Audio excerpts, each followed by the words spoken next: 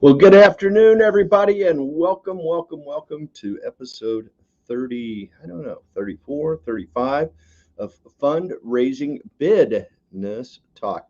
I'm Patrick Siver, your lead auctioneer and owner of G Events LLC based in Beaverton, Oregon. It's a wonderful day in Oregon. Hey, we're gathered today, as we do every Wednesday, just to kind of chat about what's happening in the fundraising auction business. And exciting times. I mean, it's always, if there's anything that's guaranteed, is that things are changing and evolving, and we take opportunity every uh, we take every opportunity on Wednesdays to chat about what's new, what we're learning, and best practices and things that will help nonprofits raise more money. Um, through their fundraising auctions. And so here we go. I mean, one of the subjects that I came across over the last few weeks that has, I guess, in my mind, it was a best practice, but I hadn't really thought all the way through it and justified it. And so I want to spend a little bit time talking about it today, and that is incorporating a live auction into your virtual event because I've been surprised as I watch other benefit auctioneers and other nonprofits around the country. I've noticed that many of them are omitting or leaving out of their run a show a live auction, and I I think they're leaving some money on the table, and I also think they are probably losing some viewers. So I want to dive into that and spend some time talking about the logic about why I believe it's important to have a live auction in your virtual event. I also want to spend some time uh, talking about how to incorporate it. So we'll talk about why and the how, and we'll take it from there. So as we get started, I want to encourage everybody to uh, watching and joining us today to please type in your name in the comment box and say hello. Also, feel free to use that comment box as an opportunity to ask any questions that you may have. Maybe I say something and you think that it generates a question, or maybe you just have a question that's totally off topic. If you'll type it in there, I'll be able to see it right here in my virtual studio on StreamYard, and I would be happy to address your question and answer it right here for you today. So I have to say, though, I had the most had a fabulous dinner last night out in West Lynn with another benefit auctioneer, a guy that I have uh, admired his work from a distance throughout the COVID pandemic.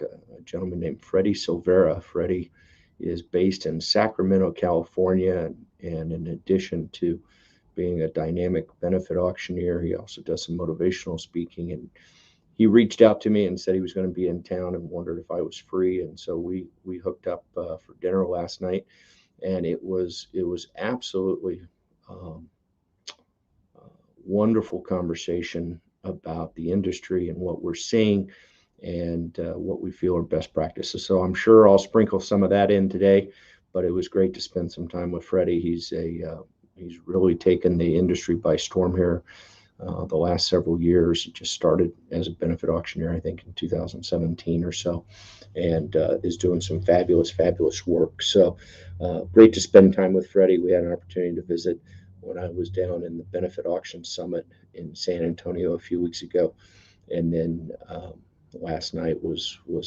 great. We dove into all sorts of concepts and things uh, that he does in his virtuals and some of the logic and stuff. So it was fantastic timing. I want to get back to our topic for today, and and this is the logic, right? I watch. I think it's I believe it's our responsibility as benefit auctioneers to really be the expert for our clients when it comes to benefit auctions. And one of the great things about the virtual or the pandemic environment is that we have the opportunity to watch a lot of other benefit auctions in the virtual space. Whereas, in the past when we were all gathering, it was rather difficult for us as benefit auctioneers to go and attend other auctioneers' events, whether we were working that night or whether uh, it was an invitation only event or whatever. I think a lot of us watched other auctioneers through conversation, and maybe if we weren't working that night, maybe we'd go and ring for other auctioneers, things of that nature. But we had the opportunity to watch other auctioneers in action, but not near in the volume that we are today. And with virtuals and being able to go back and watch replays and things of that nature. So one of the things that I have noticed pretty frequently since this started back in March of 2020 is that a lot of benefit auctioneers have eliminated the um, live auction component of the virtual event. And at first, I was kind of taken back by that. I was a little surprised. And then as I studied it a little bit more and I reached out to a few and I said, "Hey, I noticed you didn't do a live auction, or I noticed that you grouped items and you sold them basically on a timing, and you sold two or three maybe travel packages together, or special experience packages together, whatever you did. It was a total difference from what we would traditionally do in the gathering environment." And I heard different reasons. I heard that it was frustrating for the auctioneer because of the auction software.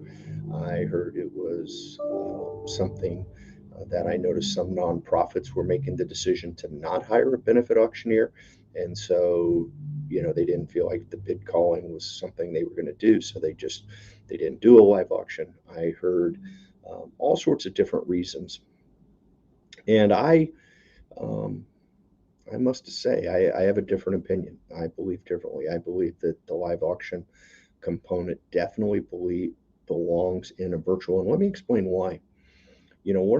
One of the many things that we've noticed through this pandemic is we've adopted and embraced um, video phone calls, video meetings, things of that nature, webinars. How many invites do you get to webinars, to whether it's self enhancement or career building or business oriented sales pitches from suppliers, whatever it is? It seems like there's a long list of webinars that you can go to on a daily basis. I don't know how many I've attended over the last 18 months. It's exponentially more than I ever had prior to that, right? And that's well and good. But let me ask you a question. How many of you, when you get that invitation to that webinar, that you register because they are going to send you a link to the replay? And so, hey, I may not be available at noon on Tuesday, but I'm going to go ahead and register anyway because I want to get the replay, and then I'll watch it later on at my convenience. Maybe I'll fast forward through it. Maybe I'll do whatever, right? Let me ask you, how many times do you not ever turn that video on? How many times when you get that link do you not ever watch that, or you skip through it? And I think if you are putting together a virtual fundraising event and to um, you decide to not have a live auction, that your event can become a webinar, right? And when you do that, I think people say, "Hey, so and so," I hear, nonprofits may be disappointed in the number of quote viewers that they might have or something like that. Um, and and I would tell you that I believe it's because there's no reason to tune in, right? You think you can just watch the replay and like a webinar. And the reality is, if you have a live auction in the event, you can't do that.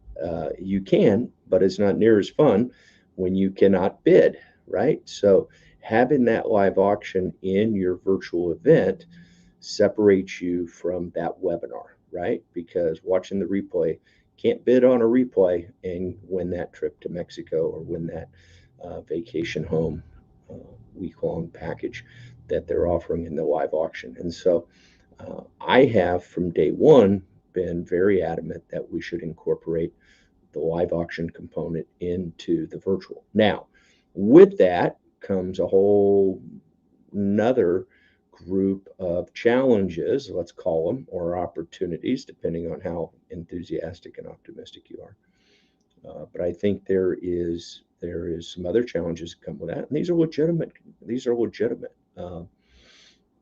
Let's start with the fact that the auctioneer cannot see the bidders, right?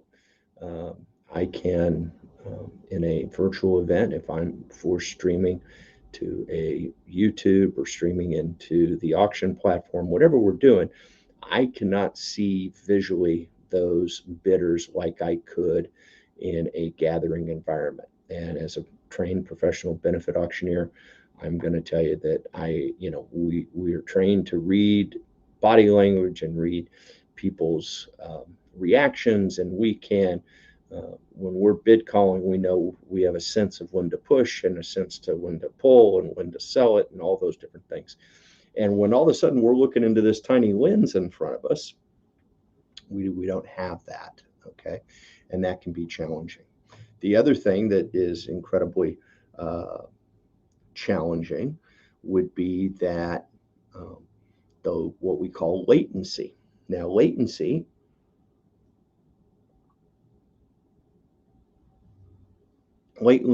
is the time that elapses from when we say something in the studio or wherever we're located to the time, the elapse of time to when it reaches you wherever you're viewing, whatever device you're viewing it on, whatever, whether you're watching it on your smart TV, you're watching it on your cell phone, whether you're watching it on your laptop, your tablet, whatever it is, right? And then there's latency with it coming back from a standpoint of if you're using a mobile app, if you're using a auction platform to bid, then it has to travel back in the internet into a monitor wherever we're broadcasting from. So for me to see it. And so there's times that elapses there. Now, there are some software solutions out there right now who claim zero latency. And I think it's a bold claim, and that's fantastic if it is in actuality. Um, I would tell you that I'm not quite sure how a platform can control the speed of the internet at the end user, right? So um, I don't question whether they believe that they have zero latency from when they take the video signal and when it gets to you and all those things. I think the issue is also uh, if someone is at home watching the broadcast and bidding on their device and they have dial up internet service or they have really slow internet service, that's also going to create a challenge in the latency, right? So I think it's a legitimate concern, right? So we came up with a solution right from the get-go um, that I think has worked extremely, extremely well for us at G Events and for our clients that we have done virtual for since March of 2020.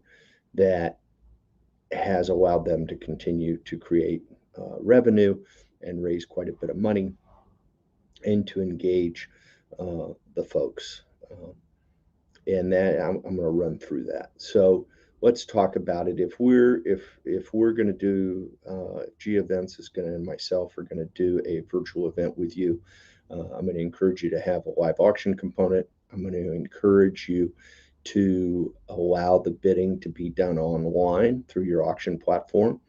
And I'm going to encourage you to open up that bidding at least 1 week prior to the live stream auction that we are going to sell that item at. Okay, so I want to see a 1 week window when people can go to your auction platform and they can bid, even though it's a live package. We want them to be able to bid in advance, right? And that's incredibly powerful. So when we get to the live stream I like to already have some bidding done. Now, I've seen some auctioneers who are saying, hey, let's, the live auction packages will start bidding. We'll start calling it just like we have in the past, and the bidding will open when we introduce the product and the package during the live stream. And I, I have to tell you, I personally believe that's incredibly risky. I'd like to believe that we have hundreds of viewers on these live streams and that they're all antsy to bid on that package. But I also don't want to be the person standing there with a microphone in front of me, in front of that camera, waiting for people to bid and have zero bids, right? If you think it's awkward in a gathering event when we go to sell a package and it's priced wrong or it's too expensive for the audience or whatever it is, it's absolutely no fun to be standing up there calling for bids and getting no bids, right? And I think that that is uh, more boring, exponentially more boring, if you are on a live stream environment. So uh, I like to see the bidding start out early, and I like to see everybody have an opportunity to bid in advance. And so when we get to that live stream, we already have some bids in place, and I think that's important. So here's the format that I like to see us do. So now we're at the live stream, and we have. I'm always going to start with the appeal. I recommend doing that if you're having a paddle race, fun to need, whatever you call it in your market, whatever you call it in your event, special appeal. I'm going to start with that. Let's do the heavy lifting first. Let's get that out of the way. And because we can continue the online giving throughout the program, different than what it was in the past, where it was kind of regimented into that 20-minute segment in the agenda of a gathering event. Now we don't have to be that bidding window, that donation window is open 24/7. It's going to continue to be open. People can make a gift whenever they feel so compelled, right? So we're going to do that appeal first, and then we're going to move into our live auction. And what the format that I like to see is, I like to, if I have an MC with me, I like to have them introduce the package and explain all the pertinent details that we would do as if we were introducing it at a gathering event. We might make comment to the fact that, for more details, or if there's any restrictions or, exclusions, we might want to say, hey, be sure to check the details out in the auction catalog online, where you can also bid, right? And then once that person finishes the description, they kick it over to me with a statement like, hey, Patrick, where's the bidding at now? And I take it from there and I'll say, well, hey, looky there. The bidding right now is at $2,500 for this incredible 7-night stay in beautiful Mexico at the wonderful beachfront resort, da da da da da da. Okay.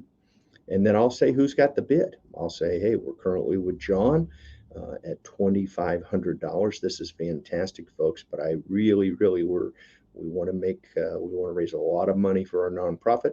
So we're going to give you just a couple of more minutes to place your last and final bids. And as you do that, I want to introduce you to someone who is going to benefit from your support tonight, someone who, a member of our board who wants to explain why they support this cause, or maybe a key volunteer. And we kick it to a 60 to 90 second video, right? So we've just to recap, we've explained and introduced the package. We have told them where the bidding is at currently, and we've asked them to place their last and final bids. And then we want to give them some time to do that. And instead of just standing there and talking to me, or, me and the MC talking about nothing, or me and the MC waiting to see the monitor in front of us, to see bids populate, I'd rather kick it to a video. And I think it's a great mission moment for the nonprofit. There's an opportunity for them to showcase some of their work, to showcase a beneficiary, to showcase a fellow donor, a volunteer, something like that. But it's a quick 60 to 90 second spot.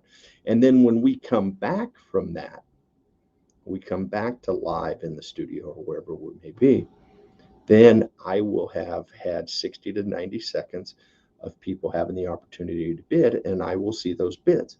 And if they have bid, then we will play along and we'll announce, hey, looky there. Now John's in at 27.5. And looky there now, and Joan bid at $3,000. This is fantastic, folks, right? And we'll play along with it and we'll encourage them to bid. Now we might try to buy some time in there just for a little bit of that latency. We know there's some, in most cases,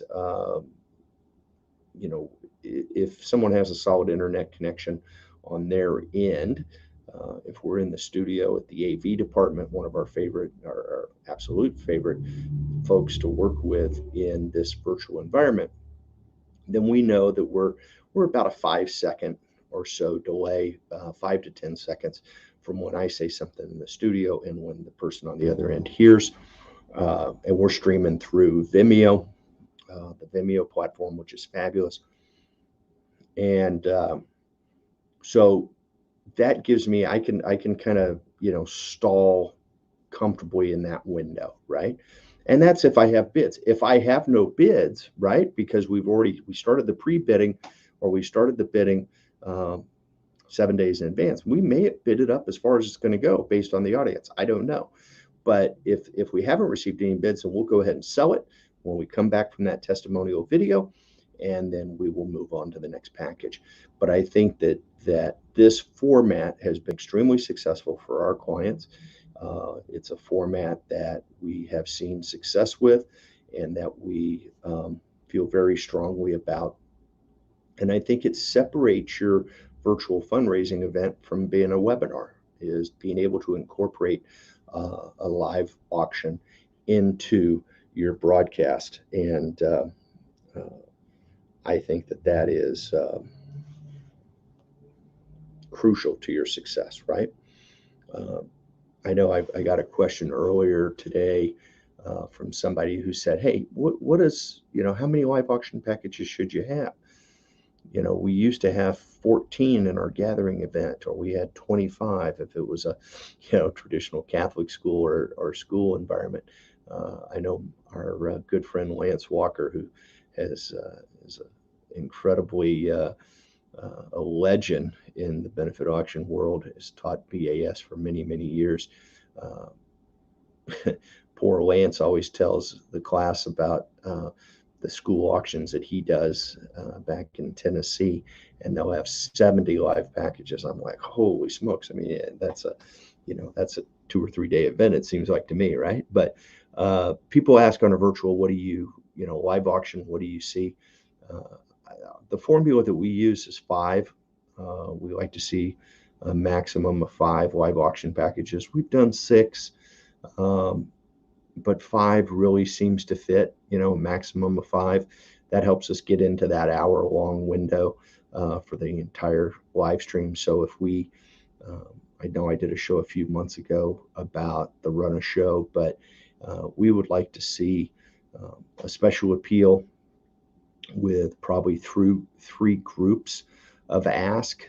And what I mean by 3 groups is that we know in this environment, I heard Keith McLean say it on a webinar yesterday. Keith's a good auctioneer, fantastic auctioneer, been in the business a long time, done a lot of events out of the Bay Area and all over the country, really. But I heard Keith say yesterday, and it's the same number that we talked about in San Antonio amongst us benefit auctioneers, was if you have a goal for your paddle raise, let's say if it's $100,000, then you should have 65% of that in pre-commitments. In other words, where 65% of those dollars are coming from, because when we do the appeal, we want to acknowledge those pre-commitments and those folks that are making gifts to give them recognition, right? But to also motivate the audience. And so what I do, as opposed to in the gathering event where we ask for gifts of $1,000 and then we wait for everybody to raise their paddle and we read them off, and then we move to 500, and then we move to 250, and then we move to 100. In the virtual environment, I like to group those levels, because I might announce several people who reached out to us in advance and provided us with very generous gifts, and I would probably break those down into groups. So maybe I say uh, all the gifts over $1,000. So I might acknowledge a gift at 5,000, another gift at 2,500, another gift at 2,500, and a gift at 1,000. And then I'll put it back on the audience and say, hey, folks, if you're in a position to join these individuals and families, companies with a gift of $1,000 or more, now is the time to click that donate button and make a difference in the lives of our beneficiaries tonight, right? And then we use the same format as we do in the live auction component. We like to insert a video right there, um, so that we give folks an opportunity to make those donations, and we're not just watching the monitor hoping somebody bids. And we show that video, and then when we come back, we'll acknowledge those folks who made donations during that video. Um, and we find that you might get a random donation that's outside of the amount that we asked for. If we ask for donations of 1,000 and more, it's real common for us to see $100 donation or a $25 donation. I mean, that's the beauty of virtual, is that we get donations of levels that we would have never asked for in a benefit, in a gathering environment. So it's cool. It's great. More the merrier. Every dollar spends the same, right? So, but as a rule, 3 groups, typical group, maybe we would do 25 and 100 and above, 500 and above, and then do kind of an all-encompassing, acknowledge all of our pre-commitments at the 500 and lower or under 500 amount, and then ask folks to make a gift that's meaningful to them, right? And then we roll. So if we do 3 groups, and then we turn around and we do 5 live auction packages in the format I described earlier in the show, then that will provide us with about an hour long show, 45 minutes to an hour long show. And that tends to be kind of the sweet spot that we would like to be in these environments. So that's something that I wanted to share with the group today. It was kind of my topic. I want to make sure that everybody is welcome.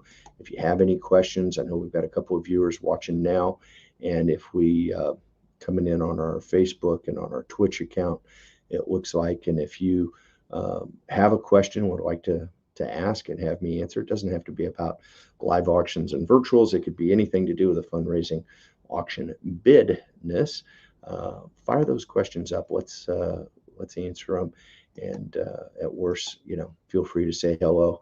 Well, as we always go back and check our comments after the show on the replays, because we tend to get quite a few, and get to see some of the folks that are tuning in, and it's always enjoyable to see that. So if you have any questions, let us know. Otherwise, I'm going to remind you that Fundraising BIDness Talk is live every Wednesday at noon Pacific Standard Time.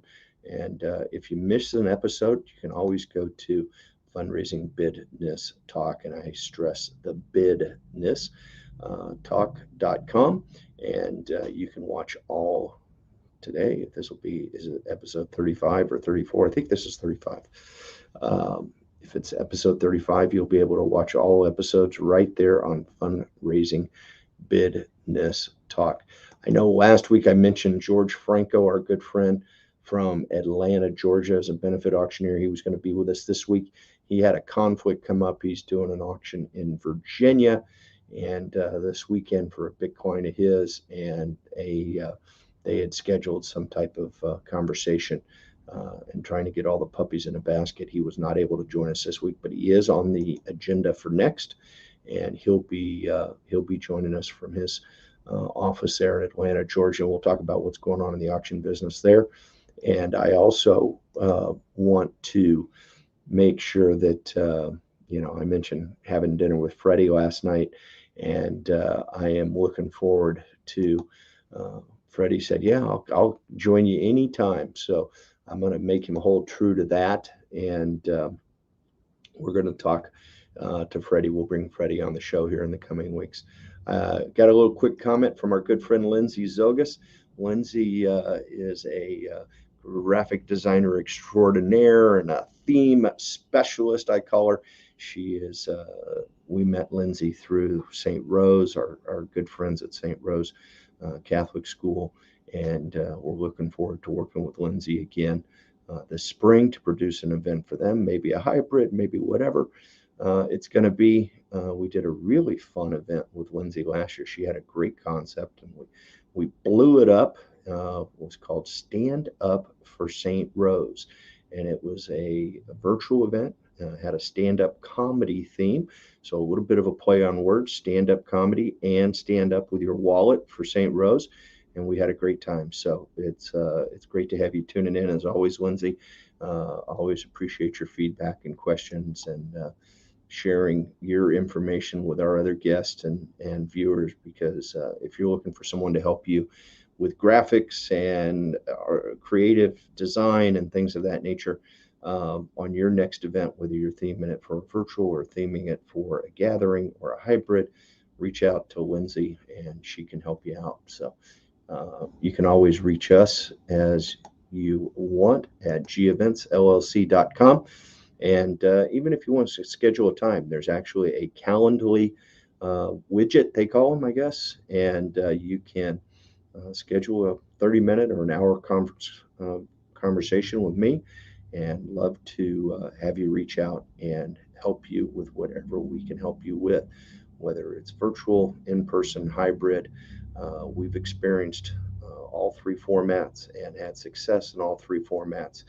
And we definitely work hard to keep on the cutting edge of what's going on in the industry. So, as always, I want to remind you as we say goodbye today, it does not matter where you start the bidding. It's all about where you finish.